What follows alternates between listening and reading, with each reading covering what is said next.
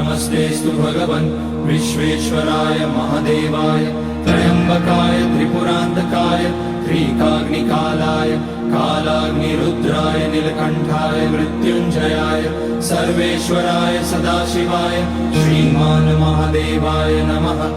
ॐ नमः शम्भवाय च मयोभवाय च नमः शङ्कराय च मयस्कराय च नमः शिवाय च शिवतराय च।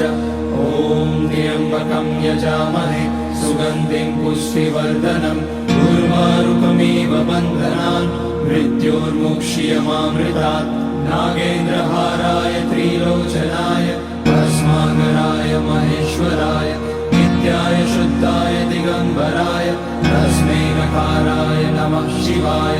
मन्दाकिनी सलिलचन्दन चर्चिताय नन्दीश्वर प्रमथनाथ